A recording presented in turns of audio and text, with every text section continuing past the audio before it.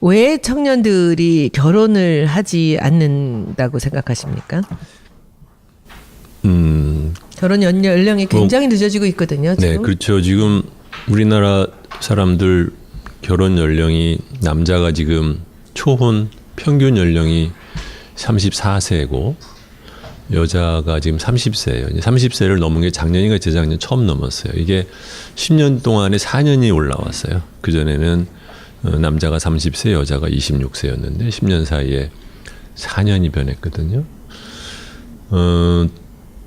뭐 다 알잖아요. 이제 뭐 직장 미래가 불안하고 주택값이 너무 비싸고 그다음에 이제 여성들이 교육을 받아서 일하고 싶어 하는데 아이를 낳으면은 경력이 단절되고 남자들은 별로 안 도와주고 밤늦게까지 다들 남자나 여자나 일해야 되는 이런 것들이 다 합치니까 사실 아이를 낳아서 행복해야 되는데 아이를 낳는 순간 남자나 여자나 갑자기 인생에 폭탄을 맞는 느낌을 받잖아요. 그러니까 그렇게 하다 보니까 결혼을 안 하고 애를 한다는 거 아니겠습니까? 근데 이렇게 그 벼랑간 이렇게 결혼을 하는 나이가 높아진다는 것은 굉장히 위험한 일 아니에요? 굉장히 위험하죠. 그렇죠. 네. 경제학자로서 그 인구가 줄어간다라는 것은 어떤 의미입니까? 이건 사실 경제를 떠나서 그냥 뭐 그게 개미가 됐든 뭐 아니면 무슨 뭐 아프리카 초원의 무슨 영양대가 되었든 그 집단에 뭔가 커다란 문제가 있다라고 하는 것으로 일반 생태학자들이 하는 얘기가 개체수 줄어드는 거 아니에요, 그렇죠? 예. 그것만한 그 모든 위기가 다 사실은 결국은 개체수의 숫자로 나오니까. 그래서 개체수가 준다라는 것은 단지 무슨 뭐 경제활동 인거 준다 이런 식으로 볼 일이 아니라 그 사회가 얼마나 지금 병들어 있느냐를 나타내주는 가장 말하자면 무서운 그 지표가 아닌가 이제 그렇게 생각을 해요. 네. 그러니까 그 지표가 지금 이제 결혼을 안 하고 그리고 게다가 또 애를 낳지 않는다는 네. 거죠. 네. 거기서 가장 큰 문제는 지금 뭐라고 생각하세요? 결혼 안 하고 이제 애를 안 낳는 거 우리가 뭐 상식적으로 보면 살기가 어려워서 그러는 거죠. 취업도 어렵고 그리고 그 봉급이라는 것이 그 결혼을 하고 살 만큼이 안 되고 그리고 또 애를 낳았을 때 우리 뭐 교육비나 애를 키우는데 돈이 너무 많이 들고 그리고 살 집이 또 없고 뭐 이런 여러 가지가 복합적으로 다 이제 부딪히니까 이것이 다 합해지니까 결혼을 용기를 내지 못하는 거죠. 네. 그리고 결혼을 했는데도 이제 애를 두 사람이 만났으면 둘을 낳아야지 그 자기가 할 일을 다 하고 가는 건데 둘이 만나서 또 하나만 낳고 이러니까 이제 줄어가는 거죠. 그래서 이것을 이제 어떻게 해결을 해야 되는가 뭐 굉장히 암담합니다. 여러 사람들이 많은 이야기를 하지만 그래서 오늘은 이것이 답이 없을지는 몰라도 아까 우리 공 선생 말씀대로 그냥 여기에 대해서 많은 생각을 했던 사람이 그냥 부담 없이 하는 얘기로 들어야지 이것이 답이다라고 이렇게 생각하고 들으시면은 여러분들 또 답답하실 수도 있습니다. 그래서 이 복잡한 문제를 어떤 한 가지 답이 풀어줄 수 있다고 생각하지는 않습니다. 그러나 여기서 우리가 한번 오랜 동안 이 생각을 많이 했던 사람의 얘기를 한번 들어보면서 또 여러분들도 여기에 대해서 같이 공유를 하면서 생각을 해보기 바랍니다. 네. 궁금한 거 있으면 댓글로 질문 주시고요. 이제 여러분 다 아시다시피 우리나라는 어떻게 보면 좀 이런 거 분석하기에 좋은 면이 있어요. 왜냐하면 이 전체적인 체제가 그 일본 거를 갖고 왔잖아요. 그러니까 일본에서 선행 사례가 있어서 어떻게 보면 공부하기가 쉬운 면이 있어요. 그러니까 일본에서 무슨 일이 있었느냐 또는 일본이 무엇이 어떻게 되어서 저렇게 될까 또는 일본과 우리는 무엇을 공유하기 때문에 이렇게 될까 이런 걸 생각을 해보면 좋은 게 많은데 가장 큰 문제는 제가 보기엔 이게 소위 말하면 일본에서 갖고 온 경제 발전 방식 동원을 해서 국가의 자원을 동원을 해서 최대한으로 경제 발전 속도를 높이는 데 쓰는 쪽으로 매진하는 이 방법의 문제였다고 생각을 해요. 그러니까는 우리는 그걸 잘 의식을 못 하는데, 그러니까 일본 체제나 한국 체제에 아주 독특한 점이 몇 가지가 있어요. 예를 들면 경제학에서는 경제 발전론 또는 뭐 이런 얘기를 하는 데서 이제 무슨 어떻게 경제를 보냐면 그 순환 과정을 어떻게 보냐면 노동과 자본이 만나서 생산을 하고 생산의 일부를 쓰고 나머지는 저축해서 그걸 다시 재투자해서 그래서 다시 자본을 더 만들고 그러면은 그 같은 노동에 대비해서 자본이 축적이 되면 그러면 노동의 생산성이 올라가서 그래서 전체적인 인당 생산성이 올라간다. 이제 이게 이제 하나의 이제 구조예요. 그래서 그 자본 축적을 이제 근데 우리는 일본이나 한국은 어떻게 생각하느냐? 우리는 자원도 없고 자본도 없으니 최대한으로 투자를 하기 위한 돈을 마련하자. 그렇게 하기 위해서는 저축을 긁어 모으고 두 번째로는 그 기업을 하는 사람한테 세금을 적게 내게 하고 그렇게 하는 방식으로 간 거죠. 그래서 그 법인세 소득이나 그 소득세 소득에 대한 세금이 굉장히 허술하고 없어요. 되도록이면 그게 다 저축으로만 가도록 만들어놓은 여러 가지 구조가 그렇게 돼 있거든요. 그래서 예를 들면 뭐 결과적으로 나온 거죠. 우리나라는 지금 GDP에서 개인 소득세가 차지하는 비중이 한 3%밖에 안 돼요. 한 4% 되나? 근데 OECD 평균은 그게 9%예요. 그러면 3% 대비 9%면 3배잖아요. 그러니까 소득에 대해서 그러면 무슨 우리가 세금을 안 낸다는 거냐?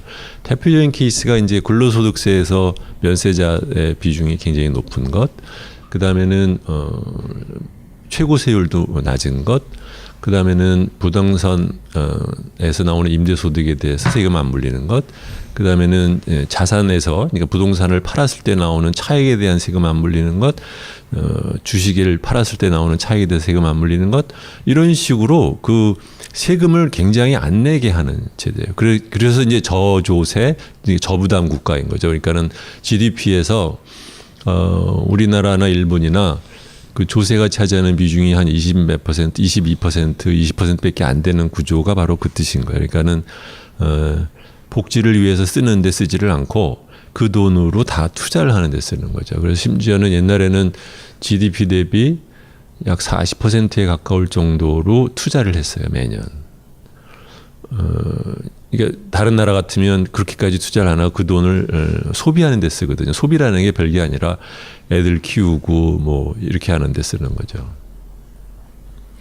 근데 우리는 그것을 다 이제 그 개인한테 맡겨놓고, 근데 이것이 잘 이 문제가 별로 문제가 없었던 이유는 고성장을 하니까 개인의 소득은 어쨌든 간에 전체적인 파이가 빨리 늘어나니까. 그러니까 파이 안에서 내가 받는 것은 작지만 파이 자체가 커지는 속도가 빠르니까 그렇게 되었는데, 그 모델이 일본은 지금 이제 말하자면 이제 80년대 말에 가서는 더 이상 일본은 자본이 부족한 나라가 아니었어요. 한국도 90년대 이후에는 자본이 부족한 나라가 아니에요. 자본이 사실은 너무 많아요. 잉여 투자를 해가지고 투자를 너무 많이 해서 잉여 설비가 많고, 거기에 비해서는 우리가 무엇이 부족해졌느냐? 사람이 부족한 시스템이에요. 사람이라는 것은 두 가지가 있어요. 두 가지지. 양과 질로 나누면, 양에서 옛날에는 자연스럽게 아이를 낳아서 인구가 늘어났는데 그 계속해서 소비를 막고 투자에만 자꾸 밀어놓고 그걸 대기업에 의한 그 수출 주도로 가니까 사람들의 복리가 힘들어지는 거예요. 힘들어지니까 점점 애를 낳지를 않게 되고, 그러다 보니까 자본 대비 노동의 숫자가 주는 거죠. 지금도 우리나라 GDP는 연간 GDP의 30%를 투자를 합니다. 사람이 줄어들어요. 그러니까 느는 속도가 주는 거죠. 두 번째로는 사람 중에는 남자도 있고 여자도 있어요. 그렇죠? 반반인데 옛날에는 남자들이 직장이 없어서 남자 고용하는 걸로 끝났지만 이제 여자들도 경제생활, 그러니까 사회생활을 하고 싶어 하는데 여자들은 애를 낳으면 경제 생활을 할 수가 없는 거죠. 그러니까 우리나라가 지금 여성들의 경제 활동 참여 비율이 다른 나라보다 한 10몇 %가 낮은 나라거든요. 그거 역시 일본이랑 비슷해요. 일본도 그렇고. 그러니까 양이 안 느는 거죠. 두 번째로 이제 질인데, 우리나라 경제 수준 발전에 비해서는 우리나라 교육하는 방식이 잘못되어서 막상 필요한 인력의 질이 많이 모자라요. 그건 기업을 하는 사람은 다 느껴요, 이거는요. 그러니까 과거에는 인간은 많은데 자본이 모자랄 때 만들었던 경제 성장 모델, 그리고 그거를 최대화하기 위해서 만들어 놓은 사회 체제인데, 지금은 사실은 자본이 부족한 게 아니라 인력의 질이 부족하고 양이 부족하면은 거기에 맞춰서 나머지 운영하는 체제를 바꿔야 되는데, 이거 바꾸기가 힘든 거죠. 그러니까 이게 굳어져 있으니까. 그거 용으로 옛날 방식으로 다 이제 말하자면 다 체제가 되어 있고, 거기에서 누리는 또 이익을 누리는 사람들이 있다 보니까 이거를 일본이 지금 못 바꾸는 거예요. 일본은 자기네들이 설계를 했는데도 못 바꿔요. 백교 온 사람은 더 못 바꿔요. 왜냐하면 이게 구조가 어떻게 만들어졌는지 자기가 잘 모르거든. 그러니까 예를 들면 이제 외국인 회사에 다니던 사람들을 영입을 해가지고 한국 회사에 임원을 시키면 성공을 잘 못해요. 왜냐하면 외국 회사 사람들은 그 좋은 시스템에서 운영하던, 말단에서 운영하던 방법만 알지, 그것이 어떻게 전체적으로 맞물려서 운영되는지에 대한 설계자로서의 그 시각은 없거든요. 근데 한국 회사에 오면 이것은 지분 좀 뭐 허술해도 자기가 자꾸 설계를 해야 되는 거예요. 그러면 이게 서로 어떻게 맞출 거냐를 잘 모르니까 이제 실패하는 거랑 비슷한 건데, 그러니까 지금 일본이 갖고 있는 체제가 한국으로 왔다. 그 체제는 기본적으로 경제 성장을 위해서 최대한으로 소비를 억제하고 투자를 갖다 도모하던 시스템이다. 근데 그렇게 계속해서 가다 보니까 사람이 이제 짜부라드는 것이고, 그래서 이제 인구가 애를 못 낳고, 그래서 그러니까 저출산이 되고 인구가 주는 이 사이클이 그대로 일본에서 지금 벌어지는 것이 한국에서 그대로 이루어지는 거예요. 그 근본적인 원인은 바로 자본 축적에 의한 그 경제 성장을 하던 그 방법을 스위치를 하는 것이 이렇게 어렵기 때문에. 근데 지금 잘 보시면 중국이 그렇게 하고 있어요. 중국이 그대로, 중국은 차라리 아예 대놓고 저 1인 1가구 1명으로 좀 다르지만, 그거 말고도 지금 중국이 자기 GDP의 40% 심지어는 50%에 가깝게 투자를 해요. 그러니까 그 방법 똑같이 좀 그들도 가는 거예요. 이렇게 모빌라이즈 해가지고 자본을 동원을 해가지고서는 때려박아서, 그래서 투자를 해서 이제 성장을 하는 거. 그거 역시 기본적인 전제는 자기들이 갖고 있는 인적인 자본에 비해서, 인력에 비해서 자본이 부족하기 때문에 자본을 올려가지고 그걸로 성장한다. 이제 이것이지만, 그거 역시 어느 정도 수준이 되면 다 같은 숙제를 안는 거죠. 이제 이게 예를 들면, 개인적으로 제가 옛날에 한 미국의 컨설팅 회사에 있을 때, 2000년, 2001년에 있을 때, 아시아 그 사람에 있는 지사 사람들끼리 모여가지고, 이제 그 말하자면 이제 그 발리에서가 컨퍼런스를 했어요. 다 모여가지고 노는 거를 했는데, 거기에 미국계 중국인이 싱가포르 지사에서 일하는 사람이랑 같이 얘기를 하게 되었어요. 미국에서 자라가지고 막상 싱가포르에 와서 싱가포르 아시아 기업을 상대로 일을 하는 게 힘들지는 않느냐. 그랬더니 그 친구는 재미있는 얘기를 한 것이 뭐냐면,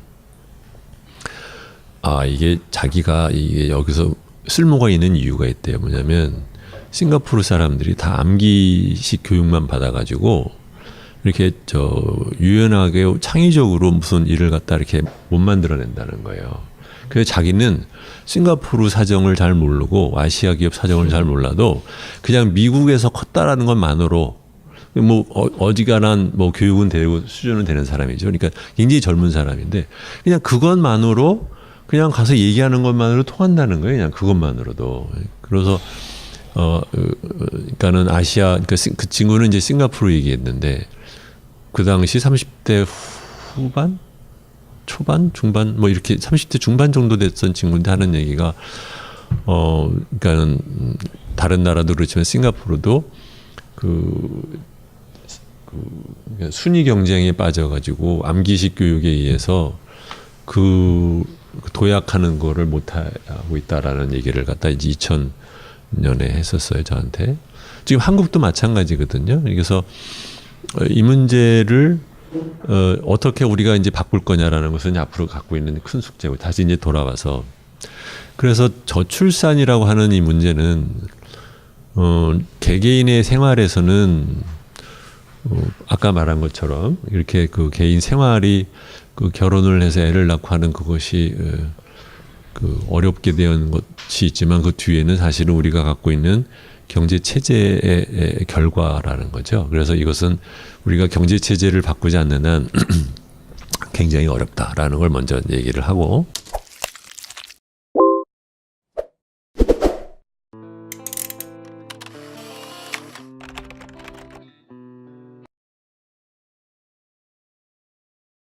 왜 청년들이 결혼을 하지 않는다고 생각하십니까? 결혼 연령이 굉장히 늦어지고 있거든요. 지금. 네, 그렇죠. 지금 우리나라 사람들 결혼 연령이 남자가 지금 초혼 평균 연령이 34세고 여자가 지금 30세예요. 30세를 넘은 게 작년인가 재작년 처음 넘었어요. 이게 10년 동안에 4년이 올라왔어요. 그전에는 남자가 30세, 여자가 26세였는데 10년 사이에 4년이 변했거든요. 뭐 다 알잖아요. 이제 뭐 직장 미래가 불안하고 주택값이 너무 비싸고 그다음에 이제 여성들이 교육을 받아서 일하고 싶어 하는데 아이를 낳으면은 경력이 단절되고 남자들은 별로 안 도와주고 밤늦게까지 다들 남자나 여자나 일해야 되는 이런 것들이 다 합치니까 사실 아이를 낳아서 행복해야 되는데 아이를 낳는 순간 남자나 여자나 갑자기 인생에 폭탄을 맞는 느낌을 받잖아요. 그러니까 그렇게 하다 보니까 결혼을 안 하고 애를 한다는 거 아니겠습니까? 근데 이렇게 그 벼랑간 이렇게 결혼을 하는 나이가 높아진다는 것은 굉장히 위험한 일 아니에요? 굉장히 위험하죠. 그렇죠.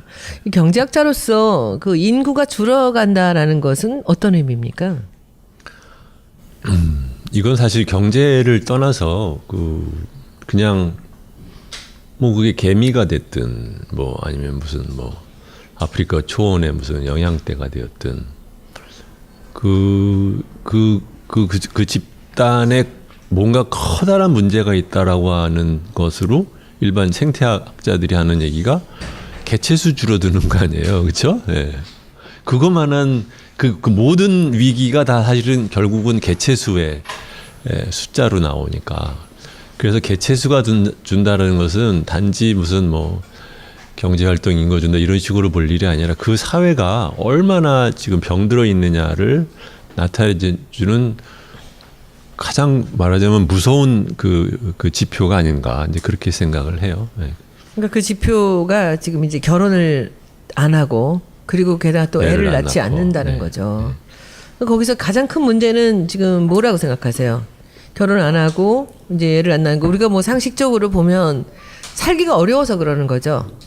취업도 어렵고 그리고 그 봉급이라는 것이 그 결혼을 하고 살 만큼이 안 되고 그리고 또 애를 낳았을 때 우리 뭐 교육비나 애를 키우는데 돈이 너무 많이 들고 그리고 살 집이 또 없고 뭐 이런 여러 가지가 복합적으로 다 이제 부딪히니까 이것이 다 합해지니까 결혼의 용기를 내지 못하는 거죠. 네. 그리고 결혼을 했는데도 이제 애를 두 사람이 만났으면 둘을 낳아야지 그 자기가 할 일을 다 하고 가는 건데 둘이 만나서 또 하나만 낳고 이러니까 이제 줄어가는 거죠.